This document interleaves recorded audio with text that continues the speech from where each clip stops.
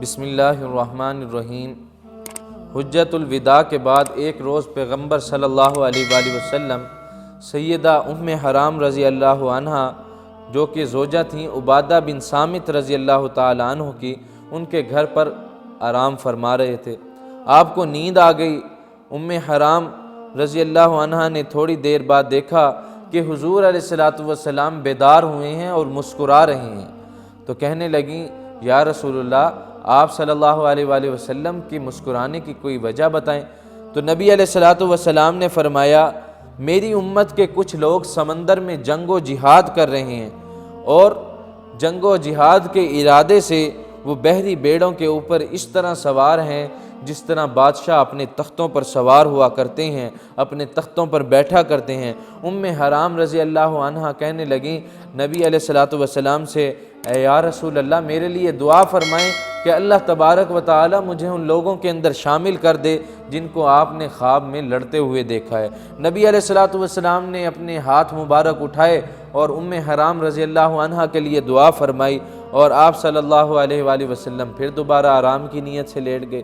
تھوڑی دیر کے بعد آپ پھر اسی طرح مسکرا کر بیدار ہوئے اور اسی طرح کے خواب کا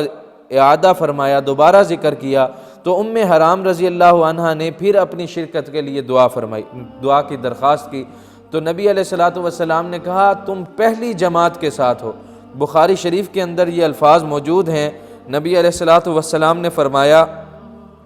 اول جیش من امتی یغزون البحر قد اوجبوا، کہ میری امت کا پہلا لشکر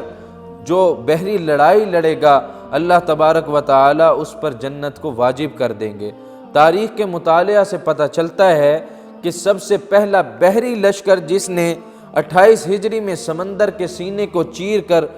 اور آگے نکل کر قبرص کے علاقے کو فتح کیا، اس کی قیادت سیدنا معاویہ بن ابی سفیان رضی اللہ تعالی عنہ کر رہے تھے، اور یہ عثمان غنی رضی اللہ تعالی عنہ کا دور تھا۔ اور اسی لشکر کے اندر سیدہ ام حرام رضی اللہ عنہ، سیدنا ابو ذر غفاری رضی اللہ تعالی عنہ، سیدنا ابو دردہ رضی اللہ تعالی عنہ، اور سیدنا عبادہ بن صامت رضی اللہ تعالی عنہ جیسے بڑے بڑے اور جید صحابہ اکرام رضوان اللہ علیہم اجمعین نے شرکت کی۔ واپسی پر سیدہ ام حرام رضی اللہ عنہ جس وقت اپنی سواری پر سوار ہونے لگیں، اپنے کھچر پر بیٹھنے لگیں، تو ان کا کھچر بدکا اور وہ نیچے گریں اور وہیں پر ان کا انتقال ہو گیا، اور وہاں پر ہی یعنی قبرص کے علاقے کے اندر ہی ان کی قبر بنا دی گئی، اور لوگ کہا کرتے تھے، ھذا قبر المرأۃ الصالحہ، یہ ایک نیک اور پاک باز عورت کی قبر ہے۔ تو اللہ تبارک و تعالی نے نبی علیہ السلام کی دعا پر کس طرح اس صحابیہ کو اس جنگ کے اندر شامل کیا جس کی نبی علیہ السلام نے پیشن گوئی کی، اپنے خواب کے اندر بیان فرمایا۔ تو رسول اللہ صلی اللہ علیہ وآلہ وسلم کی اگر دعاؤں کے اندر شامل ہونا ہے تو جس طرح نبی علیہ السلام نے ان کے لیے دعا کی تھی، اپنی امت کے لیے بھی بارہا دعا فرمائی ہے، اے اللہ میری امت پر رحم فرما، اے اللہ میری امت پر کرم فرما۔ تو نبی علیہ السلام کی اگر امت میں شامل ہونا ہے تو صحیح طریقوں کے اندر امتی بننا پڑے گا، اور نبی علیہ السلام کے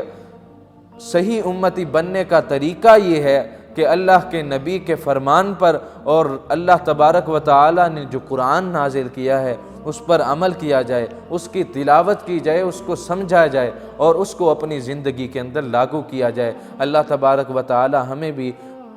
رسول اللہ صلی اللہ علیہ وآلہ وسلم کی سچی اتباع کی توفیق عطا فرمائے۔ وما علیہ الا البلاغ۔